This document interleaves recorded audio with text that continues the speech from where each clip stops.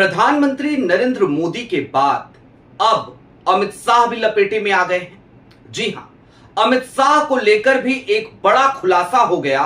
एक पॉडकास्ट के दौरान एक राज्यसभा सांसद ने यह खुलासा कर दिया। और मजे की बात जानते हैं क्या है? आज की तारीख में एक बार फिर से पूरी सीरीज को जरा सिलसिलेवार तरीके से देखने की जरूरत है और यह समझने की जरूरत है कि क्या वाकई में अब एक तरफ जहां प्रधानमंत्री नरेंद्र मोदी के सितारे गर्दिश में हैं, तो दूसरी तरफ राहुल के सितारे बुलंदी पर जाते हुए नजर आ रहे हैं क्या? और ये बातें मैं क्यों कह रहा हूं? दरअसल आज इन्हीं सब पर विस्तार से चर्चा करेंगे और आपको तथ्यों के साथ कुछ चीजें याद दिलाएंगे। नमस्कार, मैं स्वप्निल और आप मुद्दा देख रहे हैं। दोस्तों, आगे बढ़े उससे पहले वही छोटी सी अपील। मुद्दा इन दिनों एक गंभीर आर्थिक संकट से जूझ रहा है। एक तरफ हमारे मेन बैंक अकाउंट्स बीते लंबे समय से फ्रीज चल रहे हैं, तो दूसरी तरफ हमारे 2.5 साल पुराने चैनल को हमसे लंबे समय तक छीन कर रखा गया था। ऐसे में डे टू डे ऑपरेशंस में मुद्दा को काफी मुश्किलों का सामना करना पड़ता है।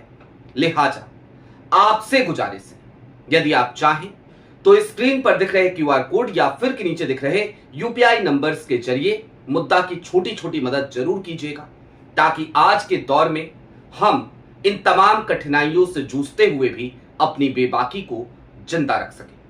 अब आगे बढ़ते हैं और जरा सिलसिलेवार तरीके से आपको कुछ चीजें याद दिलाते हैं। उस पॉडकास्ट का हिस्सा तो आपको सुनाएंगे ही, लेकिन सबसे पहले एप्स्टीन फाइल आती है।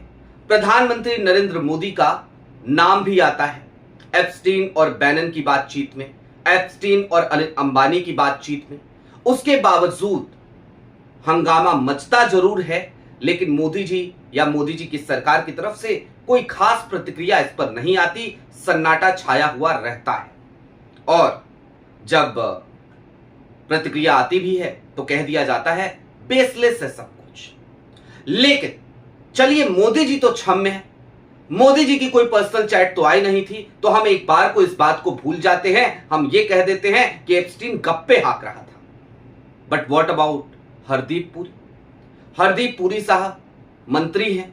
हरदीप पुरी साहब की चैट थी और वो चैट उस वक्त की थी जिससे पहले कन्विक्टेड हो चुका था एप्स्टीन।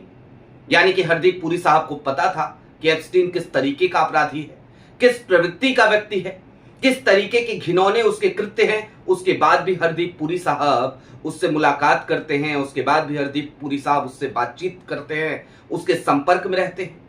और हरदीप पुरी साहब आज भी अपनी कुर्सी पर बैठे हुए हैं, इस्तीफा नहीं दे रहे और मोदी जी उनसे इस्तीफा नहीं ले रहे। क्या मजबूरियां हैं साहब? ये सवाल तो उठता है। लोग पूछ रहे हैं, लोग पूछेंगे और ये सवाल हमेशा पूछा जाएगा। लेकिन एप्स्टीन फाइल का ये भूत अभी खत्म भी नहीं हुआ था, उतरा भी नहीं था लोगों के दिमाग से, तब तक मधु किस्वर सामने आती है। सुब्रमण्यम स्वामी को तो लोगों ने अब सीरियसली लेना बंद कर दिया है। स्वामी जी का तो काम ही बन चला है, जब देखो तब कुछ ना कुछ बोल दो, जब देखो तब मोदी जी पे आरोप लगा दो। तो स्वामी जी को लोग सीरियसली नहीं ले रहे हैं। लोग कहते हैं भाई सबूत दे दो, तो कहते हैं मेरे पास फाइल है, लेकिन ये भी कहते हैं भाई कागज नहीं दिखाएंगे, तो उनको लोग सीरियसली नहीं ले रहे थे। फिर मधु किस्वर आती हैं, वो तो सुब्रमण्यम स्वामी से 4 कदम आगे जाकर आरोप लगाती हैं प्रधानमंत्री नरेंद्र मोदी पे और उनके खिलाफ केस दर्ज भी हो जाता है। लेकिन सुब्रमण्यम स्वामी साहब के खिलाफ अब तक केस दर्ज नहीं हुआ है। यहां पर सवाल यह भी उठाना लाजमी है कि आखिरकार सुब्रमण्यम स्वामी के खिलाफ केस अब तक क्यों नहीं दर्ज हुआ? क्योंकि उन्होंने बहुत कुछ उल्टा सीधा बोला है और हम अपनी तरफ से तो कोई बात कह नहीं रहे। हमारे ऊपर हो सकता है केस दर्ज कर दें, जबकि हम अपनी तरफ से कुछ नहीं कह रहे। हम तो वही कह रहे हैं जो लोग कह रहे हैं, उन्हीं के हवाले से बता रहे हैं। अब मैंने कहा था कि भाई शाह साहब का भी राज खुल गया, तो क्या राज खुला है शाह साहब का? सबसे पहले जरा आपको वो दिखा देते हैं ताकि आप समझ सकें कि किस किस तरीके से आज की तारीख में आपको जो लोग इंडिया गठबंधन में दिखते हैं ना, अभी फिर से अपनी राज्यसभा की सीट बचाते हुए नजर आ रहे हैं, वो किस तरीके के कृत्य करते रहे हैं। सुनिए जरा। मोदी जी मुख्यमंत्री थे, जी हाँ, तब सीबीआई की एक एसआईटी बनी थी, सब उनके इंक्वायरी के लिए, अमित शाह जी के और जी हाँ, सब। जी हाँ, जी हाँ। तो क्या हो गया, ये जो एसआईटी उनको बेल देने को विरोध कर रही थी, तो उसमें से 3-4 लोगों को लगता है मोदी जी ने पटा लिया था। अच्छा, लेकिन एक ऐसा अफसर था वो मानने को तैयार नहीं था, और वो अफसर महाराष्ट्र केडर का था। तो मोदी जी बार बार पवार साहब को आकर रिक्वेस्ट कर रहे थे कि आप उस अफसर से बात करो, वो आपकी बात मानेगा, यही उनका है, वो आपकी बात मानेगा। तो पवार साहब बोले मैं कैसे बोल सकता हूँ। तो पवार ये साहब बात पवार साहब ने आपको बताई? क्या, और हमको मालूम भी था उसमें उस वक्त, तो एक कंफर्म किया हमने। अच्छा, तो बाद में क्या हो गया कि पवार साहब ने पूछा किसके लिए, तो अमित शाह। तो पवार साहब उस नाम से परिचित नहीं थे, कौन है, मेरा खास आदमी है अच्छा, और काम का आदमी है बोले। अच्छा, तो पवार साहब ने, एक रिश्ता था मोदी जी का उनके साथ हमेशा रहा, तो उस अफसर को बुलाकर समझाया, रिक्वेस्ट किया कि जानो तो बहुत तकलीफ झेली है उसने, आप छोड़। उनको मदद हो गई। सुना आपने संजय राउत को, दिल से विद कपिल सिब्बल का यह एपिसोड है, और कपिल सिब्बल साहब के साथ बातचीत करते हुए संजय राउत इस बात का जिक्र करते हैं और बताते हैं कि सीबीआई की एक एसआईटी थी, अमित शाह की बेल को डिनाई कर रहे थे वो लोग, उसमें से 4-5 लोगों को इन्होंने पटा लिया, मना लिया, जो भी कर लिया, कॉम्प्रोमाइज करा लिया, लेकिन एक अफसर मानने को तैयार नहीं था, और वो जो अफसर मानने को तैयार नहीं था वो महाराष्ट्र का था। और फिर शरद पवार के पास नरेंद्र मोदी जी पहुंचते हैं, उनसे बातचीत होती है और शरद पवार बीच बचाव करते हैं, जिसके बाद अमित शाह के खिलाफ वो जो अफसर था वो शरद पवार की बात नहीं टालता। पवार वैसे भी एक बड़ी शख्सियत रहे, आज भी हैं महाराष्ट्र के, तो जाहिर सी बात है कोई अधिकारी बात नहीं टाले, इसमें कोई दो राय नहीं है। तो नहीं डाली उसने, हो गई जमानत, ये कह रहे हैं संजय राउत। उन्होंने अपनी किताब में भी इस बात का, इस वाकये का जिक्र किया है। अब दोस्तों, मैंने कल की तारीख में आपको एक एक्स आईपीएस अफसर एम नागेश्वर राव, उन्होंने क्या खुलासा किया था वो भी बताया था, एक बार उसको भी याद कर लीजिए। और उससे पहले जरा ये याद कर लीजिए कि एम नागेश्वर राव है कौन भाई, कोई छोटा मोटा आदमी नहीं है।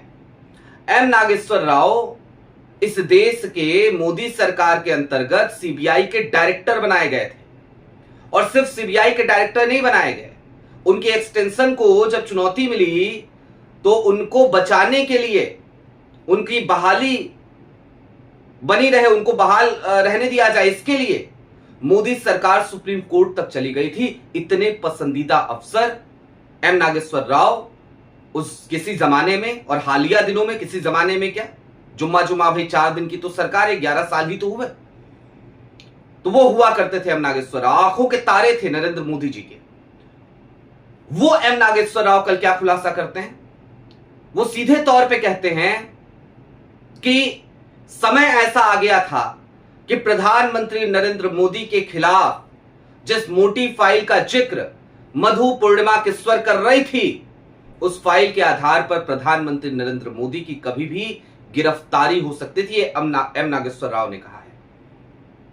और उस वक्त भी शरद पवार ने बीच बचाव किया, शरद पवार ने बचाया, शरद पवार ही वो शख्स हैं जिन्होंने मोदी जी को राहत दिलाई, वरना मोदी जी को जेल हो जाती, ये कहना था एम नागेश्वर राव का।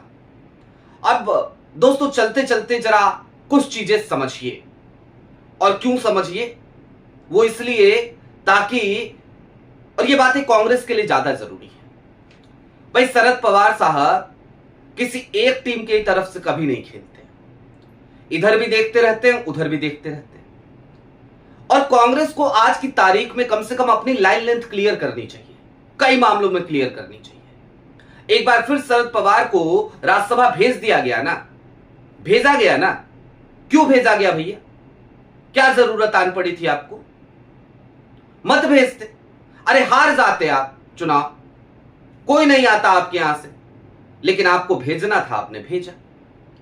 खैर, अब दोस्तों आप देखिए कि केरल में कांग्रेस चुनाव लड़ रही है लेफ्ट के खिलाफ, और कल शशि थरूर के ऊपर वहां पर हमला हो जाता है। बाकायदा हमला होता है भाई साहब। लेफ्ट के लोग, पिनरई विजयन के लोग वहां पर शशि थरूर पर हमला करते हैं। पश्चिम बंगाल में कांग्रेस चुनाव लड़ रही है तो अधीर रंजन चौधरी के ऊपर कल की तारीख में ममता बनर्जी के कार्यकर्ता, टीएमसी के कार्यकर्ता हमला कर देते हैं। यह तो हाल हो गया है।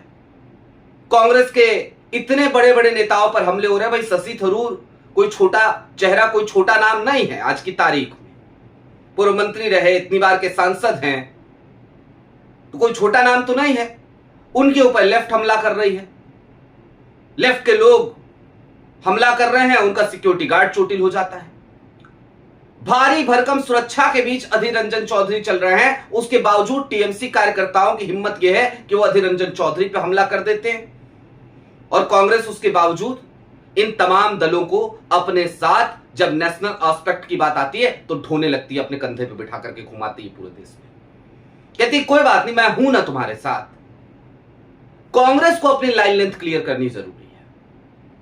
अब चलते चलते एक बात और समझिए दोस्तों, आज की तारीख में ये हर गुजरते दिन के साथ जो खुलासे हो रहे हैं, दरअसल ये खुलासे इस बात की तस्दीक कर रहे हैं कि मोदी जी के सितारे, भारतीय जनता पार्टी के सितारे, वो हर गुजरते दिन के साथ गर्दिश में जाते जा रहे हैं। और राहुल के सितारे बुलंदी पर हैं, ये बात इसलिए कही जा सकती है क्योंकि आप देखिए राहुल का ऑरा, राहुल का कद, राहुल की लोकप्रियता, हर दिन उसमें एक उछाल देखने को मिलता है, वो ऊपर होते हुए नजर आती है। अब सिर्फ हिमंता बिस्वा शर्मा जैसे लोग ही बचे हैं जो राहुल गांधी को अभी भी उस नाम से नवाजते हैं जो नाम बहुत पहले चिपकाने की कोशिश की गई, खूब पीआर करा के, खूब पैसा झोंक के। अब उस नाम से सिर्फ वही बुलाते हैं, अभी बुलाया उन्होंने। उसके अलावा, हिमंता के अलावा और कोई नहीं है। भारतीय जनता पार्टी में भी कोई नहीं है। इनके चंटू बंटू भी नहीं है, इनके ट्रोलर्स ने भी बोलना बंद कर दिया है। तो ये इस बात का सबसे बड़ा सबूत है। और दोस्तों, जैसे जैसे ये चीजें बढ़ रही है ना, सबसे बड़ी चिंता की बात मोदी जी के लिए जानते हैं क्या है? उनको 2027 तक का कार्यकाल अपना पूरा करना था। 2027 में राष्ट्रपति बन जाते, सब मंगल मंगल रहता, एक सम्मानजनक विदाई होती। लेकिन जो हालात अभी पैदा हो गए हैं, इन हालातों में भारतीय जनता पार्टी का पूरा इकोसिस्टम ही प्रधानमंत्री नरेंद्र मोदी के खिलाफ जाकर के खड़ा हो गया है। लिहाजा आज की तारीख में जब अपनों से घिरे पड़े हैं प्रधानमंत्री नरेंद्र मोदी, तो वो उनका सरदर्द बढ़ा रहा है। और भारतीय जनता पार्टी के जो सांसद लोग हैं, ऐसा नहीं है कि हर सांसद अब मोदी जी के इशारों पर नाचना चाहता हूं। एक जमाना था वो, अब वो जमाना लगभग खत्म सा होता दिख रहा है। बहुत सारे सांसद हैं जो अब उनको लग रहा है कि नहीं भैया, अगर यही स्थिति चलती रही, यही सब होता रहा, ऐसे ही किरकिरी होती रही, तो फिर भारतीय जनता पार्टी का अस्तित्व समाप्त हो जाएगा। हम दूसरी बार सांसदी जीत नहीं पाएंगे। पहले तो मोदी जी के नाम पे जीत जाते थे, अब तो मोदी जी का नाम ही डुबा देगा। यानी जिसके नाम पे जीते वही नाम अब हमें डुबाने पर उतारू हो गया है। अब ये सोचने लगे हैं भारतीय जनता पार्टी के तमाम सांसद, तमाम नेता। लिहाजा स्थिति ठीक नहीं है, बड़ी दयनीय है। आपकी क्या राय है वो हमें कमेंट बॉक्स में जरूर बताइएगा। अभी के लिए दीजिए इजाजत। चलते चलते फिर वही अपील, चैनल पे नए हो तो सब्सक्राइब करते हुए जाइएगा, सक्षम हो तो छोटी छोटी मदद मुद्दा की जरूर कीजिएगा, ताकि हमारी बेबाकी इस मुश्किल हालात में, इस अजीब से माहौल में बनी रहे और हम खुल करके इन खबरों पर यूं ही अपनी बात रख सकें।